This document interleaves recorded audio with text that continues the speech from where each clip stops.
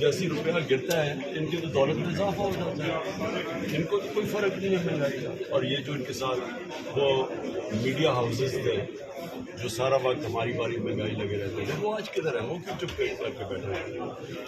Sir, आपका जो trial Toshakhana case में बड़े स्पीडी ट्रायल हो रहा है, कल ख्वाजा हारिस साहब ने भी कहा कि गन पॉइंट के ऊपर आप जो है वो बयान रिकॉर्ड करवा रहे हैं, तो आपको क्या नज़र आ रहा है कि क्या आइंदा आने वाले दिनों में नायली जो है वो अब कॉन्सिक्वेंसेस आप देख रहे हैं? मिल के सब चले। देखिए, पहले तो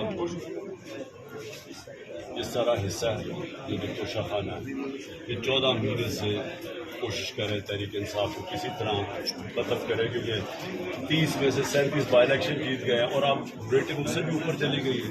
75% से ज़्यादा लोग पीटीआई के साथ हैं, तो वो उधर से बचने के लिए ये 200 केसेस जिसमें ये तोशाखाना भी है और जो कादर भी है, ये केसेस है ही नहीं। मैंने आज आपको पूरा रिप्लाई दिया है, मुझे बताया कि एक जगह इमरान खान ने कोई चीज़ कंसीड की और सारा उनको दिया, ये केस है ही नहीं।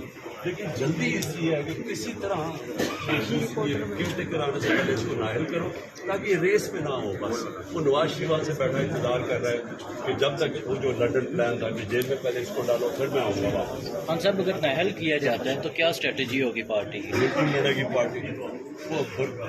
मैं ये जब मेरी पेशेंट कोई सुन ये मुझे नाहल करे, ये मुझे जेल में डाले, ये जो मर्जी कर रहे हैं, तहरीक इंसाफ को रोक ही नहीं सकता कोई। अच्छा, अदालत के साथ साथ आपको लग रहा है कि ये केयर टेकर सेटअप लागी को इंतखाबात करवाने के लिए ला रहे हैं या कुछ लंबा टेन्योर इनका प्लान? देखो, अगर तो इनका कोई भी इलेक्शन का होता इलेक्शन तो 14 मई का आइन कहता था, सुप्रीम कहता था इलेक्शन करवा देते लाहौर। हमारा अब ये दो केयरटेकर गवर्नमेंट्स बैठी हुई है, ये बिल्कुल इलीगल है, आइन के खिलाफ है। तो ये दफा आइन तोड़ दिया। मैं यही कह रहा था कि आपने आइन तोड़ दिया, तो अब इनको क्या चीज़ रोकेगी? ये तो अब बैठ गए हैं, इन्होंने डरे हुए, इलेक्शन से डरे हुए हैं। तो जब इलेक्शन से डरे हुए हैं, हर हरबा इस्तेमाल करेंगे या पीटीआई ख़त्म हो जाए, तब तक बिल्कुल ही लड़ ना सके, इंतज़ार करो। लेकिन ये जितनी इंतज़ार करते जा रहे हैं नफरतें बढ़ती जा रही हैं। अभी बिजली का बिल कौन देगा? अभी पेट्रोल डीजल बढ़ता जा रहा है, आटा कहाँ से कहाँ पहुँच गया है। आम आदमी के हालात जो है, लोग तो इनसे नफरत कर रहे हैं। तो जो भी ये लंबा ऐसे करेंगे, मुल्क इनके केस से लोगों की नफरतें बढ़ती जाएंगी और पीटीआई बैठे बैठे उसका ग्राफ ऊपर जाता जाएगा। तो हमें नुकसान तो पाकिस्तान को हो रहा है, इलेक्शन पाकिस्तान की ज़रूरत है। लास्टली ये बता दें कि अब नवाज शरीफ जो है उन्होंने ख्वाजा आसिफ को कुछ एंटी इस्टेब्लिशमेंट होने का टास्क दे दिया है, वो भी कुछ इस तरह के बयान दे रहे हैं। अगर इलेक्शन नहीं होते और नवाज शरीफ भी दोबारा से इलेक्शन का मुतालबा करते हैं, तो क्या आप मुश्तरका तहरीक चलाने के हवाले से? सबसे बड़ी बात तो ये है कि ख्वाजा आसिफ की जो बातें कही है, अभी याद रखिए, मैं तो ये कह रहा था, मैं तो कह रहा हूँ कि रजीम चेंज पूरी साजिश हुई है।